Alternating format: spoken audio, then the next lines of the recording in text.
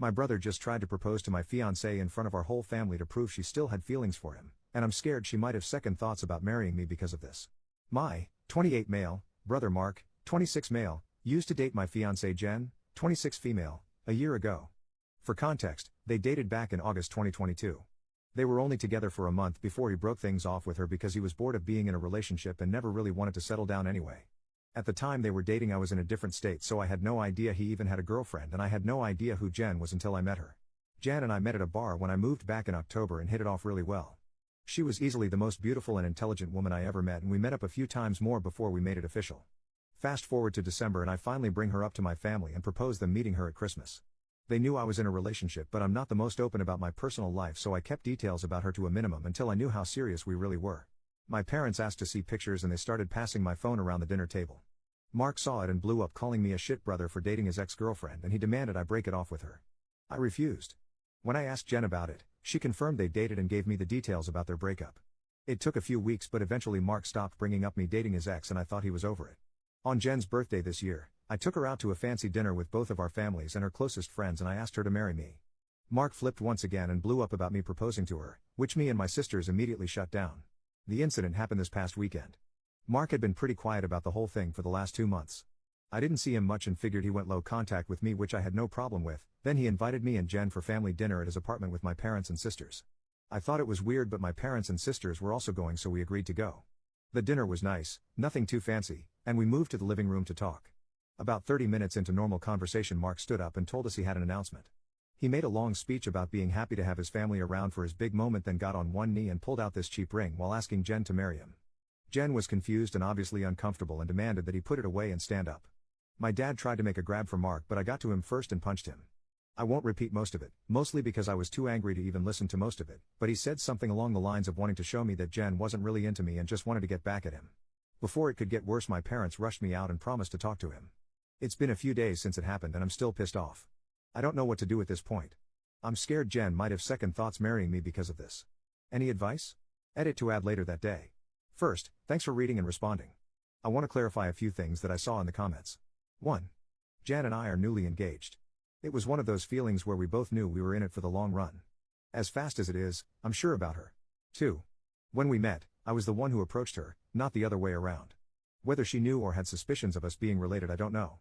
I asked after finding out they dated and she says she had no idea. I didn't have a reason to doubt that, but I can admit this, seemingly, overreaction on Mark's part does raise red flags. 3. I had no idea she and Mark dated when I met her. Mark and I aren't close at all. We used to be, but as we grew up we drifted and talked less and less. Before I moved back, we didn't really speak much aside from special days like his or my birthday. Jen knew of my family but not much until I decided I was ready to introduce them to her. When she and Mark met, again, I didn't get a sense of any residual feelings on either part. She didn't treat him like a stranger, but she also wasn't overly affectionate with him either. 4.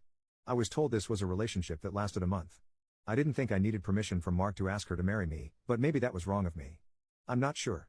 That being said, I plan to talk to Mark this weekend to lay everything out on the table and figure out what's up. I never asked for his side of their relationship, which is my fault for not doing my due diligence. Update 2 days later, I called Mark and asked him to meet up with me at my place to talk. I told him I would prefer Jen to be around for the talk as well, but I was cool with it if he didn't want her there. He agreed to talk to both of us and showed up at my place around noon today. It was pretty quiet for a few minutes before I started the conversation. I apologized for not warning him I would be proposing to Jen, and I apologized for hitting him. He said it was whatever, but he appreciated the apology. I told him what Jen had said about the relationship and breakup when I asked her about it, and I asked him to confirm if it was true. I pretty much said that his reaction throughout his whole thing has been extreme, and I wanted to make sure I wasn't misunderstanding their relationship or downplaying how serious they were. He confirmed that they only dated for a few weeks and he broke up with her because he lost interest. Jen asked if he was acting like this because he still had feelings or regrets about ending things with her. He said he could admit he thought she was more attractive than when he last saw her, but there weren't any feelings or regrets. He said he just didn't like seeing a girl he dated, even if it was short term, with his older brother, and as a man I shouldn't have violated him by pursuing things with his ex. I reminded him that I had no idea they dated, so it wasn't like I consciously did this knowing their history together. He shrugged me off and said it didn't matter, I still should have broken it off. He was adamant that if the roles were reversed he would have done the same thing, which I highly doubt. I asked him why he proposed to her if he didn't have any lingering feelings.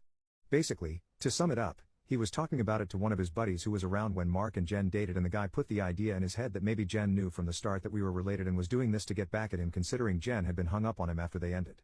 He and his friend thought it would be a good idea to test it and see if they were right, so he came up with the idea to propose and see if she dumped me for him. Jen asked him to elaborate on why he thought she was hung up on him, and he told her that he heard she was asking about him following the breakup and still hanging out at the places they used to go to, so it was a valid assumption. Then for her to pop up randomly with his brother affirmed his suspicions. Jen told him she'd only asked about him once following the breakup and she'd been hanging out at those places with friends before they started dating and she wouldn't avoid them because of a breakup. She also told him she was offended at the idea that she would go as low as to pursue me, just to get back at him. He shrugged and gave her a half apology but said she had to see it from his point of view. He asked her if she really didn't know and she told him that she didn't see the resemblance in us until we were in the same room and we act nothing alike, so it never crossed her mind, and he said okay. That pretty much wrapped up the conversation. He did tell me before he left that I could take back his invite to the wedding because he can't bring himself to support our relationship knowing he used to date her. I told him he didn't have to worry about that as he was most likely going to be uninvited anyway. It's been a few hours since our talk and I do feel better. My parents aren't too happy about him being uninvited, but they understood that it was a mutual decision and probably for the best. My sisters told me they knew he didn't have a good reason for being a jerk and they don't blame me for not wanting him at the wedding. As of now, I'm going to limit contact with Mark and I doubt he'll reach out to me anytime soon either. Once again, I want to thank everyone for reading and commenting, and if anything significant happens, I'll update again. Second update 2 months later, so I've been low contact with Mark since our last conversation. I haven't called him and he hasn't called me, and our only interactions have been in family settings. As it stands, my mom is now upset that Mark is still uninvited for my wedding. It started with a comment made during my younger sister Sophie's birthday, 22 female. Her boyfriend of, I think, 4 years proposed to her at the end of the night and we sat around talking about what she envisioned for her dream wedding. She talked a bit about wanting a destination wedding and her ideas for the cake and dress. Then she said something along the lines of, "Teddy, I know Mark's banned from your wedding but you won't care if he comes to mine, right?" I laughed it off and told her I can't get mad about her guest list even if I wanted to. My mom gave me this weird look and asked if Mark was still not invited to my wedding. I told her yes and she got irritated. She told me she thought I was joking and said I was being unreasonable to go through with banning him from the wedding since he's family. She accused me of holding a grudge just to be petty. I reminded her that he and I agreed on him not coming. I then told her that this wasn't the time to talk about my wedding since the day was about Sophie, and if Mark or her want to talk about my wedding they can call me another time. Sophie laid into my mom a bit about trying to make her special day about Mark and my mom dropped the issue. For those of you who might be wondering, Mark wasn't at Sophie's party because he apparently had to work and couldn't make it. A few days later, my mom stopped by my house and said she wanted to discuss my wedding. She asked me why I was so adamant about Mark not coming to my wedding. She said that I shouldn't be so insecure about Mark and Jen's previous relationship and that uninviting him was a step too far. I told her that Mark and I mutually agreed on him not coming to the wedding and he can come to me about it himself if he has a problem with it. We got into an argument and she said that if I wasn't going to re-invite Mark then she would not be coming either because I'm ostracizing her son. I shrugged and told her if that's what she wants then she can toss her invite in the trash because I won't beg her to be there. She asked me if I would really be okay with her not attending and I told her it wouldn't be the first time she missed an event of mine because of Mark. She said I was being an off for throwing her past mistakes in her face and she stormed out. I then started getting messages and phone calls from her and a few family members about the whole situation saying I was in the wrong and urging me to invite Mark just to keep the peace. Jen's also been getting messages from my mom asking her to talk to me and get me to change my mind, but to my knowledge she hasn't been responding. So far, most of my mom's side of the family are standing in solidarity with her and not attending, while my dad and his side of the family, which is only my aunt and uncle and their 2 kids, agree with me and are still coming. My sisters are also still coming to the wedding and of course Jen's family too. Also, I talked to Mark about it and asked him if he had a problem with not having an invite. He said he uninvited himself in the first place and he doesn't get why they're making a big deal because he still doesn't want to go. He told me to leave him out of the fighting because he's not involved and he says he'd tell her the same. As of now, I'm back to being low contact with my mom, but my dad and I are still on decent terms. I'm still deciding on whether I'll re-invite my mom and her family, should they change their mind about the boycott, but the chances are low and I told my dad this too, which he understands. For now, Jan and I started looking into downsizing the venue since the guest list is significantly smaller. Update 3, my mom is uninvited from the wedding indefinitely. About 2 weeks after she decided to not come to the wedding, she stopped by and said she wanted to clear the air and talk about everything. We agreed and invited her in to join us for dinner. Jan made her a plate of food and I asked her if she was still planning on not coming to the wedding. She said that while she wants to, she can't get over me not inviting Mark because of a simple mistake. I reminded her that his simple mistake was proposing to my fiancée with me sitting less than 3 feet away from him and she said it was just a joke. Jan asked her why she wanted to talk if she was maintaining the same stance on Mark coming to the wedding. She said she wanted to talk to Jen and she was hoping Jen would hear her out and talk me into inviting Mark again. She apparently assumed I was at work and she'd be able to catch her alone. Jen politely told her that she understood her thought process but she wouldn't have had that conversation anyway without me present since this is about my brother. My mom made a comment somewhere in the lines of Jen being spineless and unable to have a conversation without me thinking for her, which started a pretty heated back and forth between the 3 of us before Jen told her to get out. She got up and started walking towards the door and my mom followed her still screaming at her. By this point she's yelling about her tearing our family apart. While Jen was unlocking the front door my mom grabbed her hair and pulled her to the ground still screaming. She hit her and tried to claw her face and I dragged her off of her and threw her outside. She banged on the door for a few minutes while I made sure Jen was okay before she left and called the both of us repeatedly. When I was sure Jen was okay I texted my mom and told her not to bother reaching out again because we'll never speak to her again. I called my dad and sisters and told them what happened too. My dad was surprised and tried to make excuses, saying she'd been stressed about this whole situation for a while. My sisters say they knew she'd snap eventually since she's always been a crazy beach and they said they'd come make sure Jen is okay. I asked Jen if she wanted to press charges but she declined and said she only wanted to cut contact with her for good. I told that part was obvious but she should still talk to the police since she was physically assaulted but she doesn't want my mom to get arrested. My sisters and Jen's mom came by to comfort her thankfully so she's doing okay. My mom is blocked on everything until Jen says otherwise. I genuinely don't know what to do now. Jen doesn't want to go to the police because she'd feel guilty having her arrested over this, but my sisters and I want to convince her too, and I'd at least want documentation in case something happens in the future. Clarification and some background on my relationship with my parents. Some people were asking questions about my mom and my decision not to be open with Jen about my relationship with my parents. I figure I could give some background on why we're so strained. Like some of you said, Mark was the golden child. Mark was my mom's baby boy and she didn't do much to try and hide it. They didn't spend much time with my sisters and I like normal parents did with their kids unless they had to, but they'd spend time with Mark as often as possible like taking him out shopping while we stayed with a sitter, or bringing him home his favorite food and toys from the store when they'd shop alone. He usually got better things compared to the rest of us like new expensive clothes while ours were thrifted or new toys just for him compared to old toys we had to share with each other. If my sisters and I got gifts, they were for us to share, but my mom made it pretty clear that Mark's things were only for him and we shouldn't touch it. When Mark would screw up, I'd get punished for not being a good role model and showing him the proper way to behave. For example, Mark went through a phase of breaking his toys and I got the beating because obviously he learned the behavior from me. When he was 8, Mark got in trouble at school for trying to push a kid down the stairs. I was grounded for 2 weeks and told to apologize to the kid for not teaching my brother right. When I turned 13, I pushed for my parents to start giving me an allowance. They agreed as long as I did household chores like mowing the lawn, taking out the trash, raking leaves, etc. It was usually somewhere around $25 a week to help me start saving. Mark saw that I was getting money and he begged my parents for an allowance too.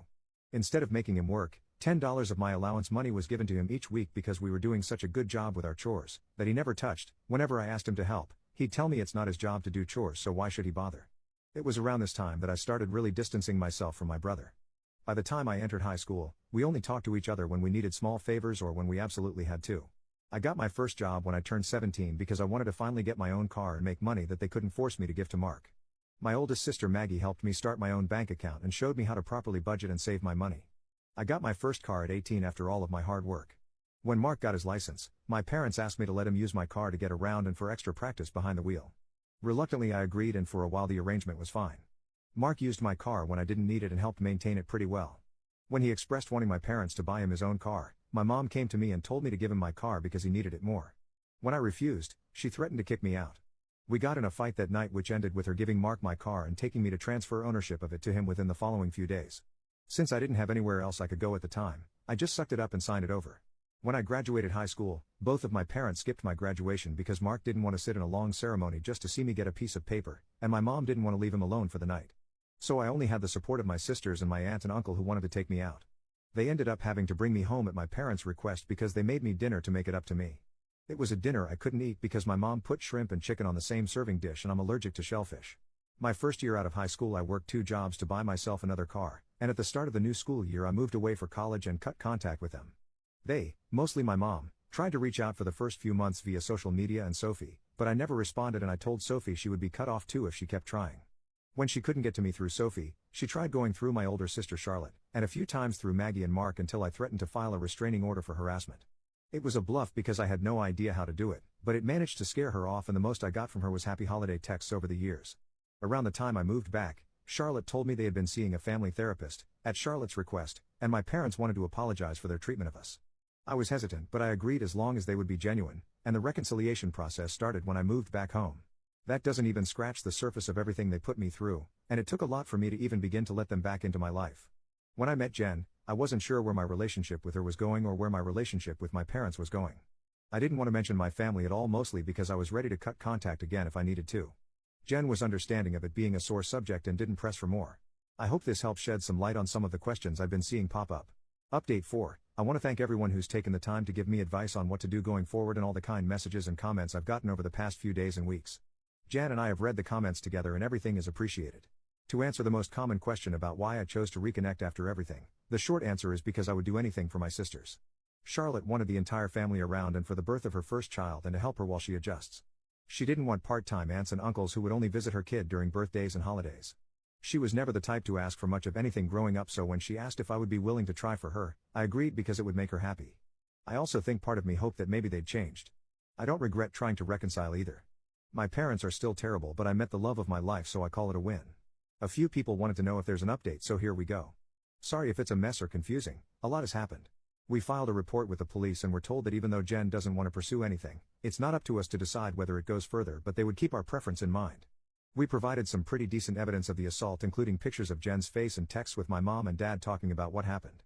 We were advised to report and record any other incidents with my mom going further in case anything else happens. Considering where we live, I doubt it'll go anywhere, but at least we have it on record. I got about 100 angry text messages that tell me they at least spoke with her regarding the incident. My mom tried to corner me leaving my job and screamed at me about trying to ruin her life. She kept screaming that I was an awful son for trying to get her arrested over a small misunderstanding, and she didn't understand what she'd done to deserve being punished like this. I told her that if she didn't like being in legal trouble, then she shouldn't have hit Jen.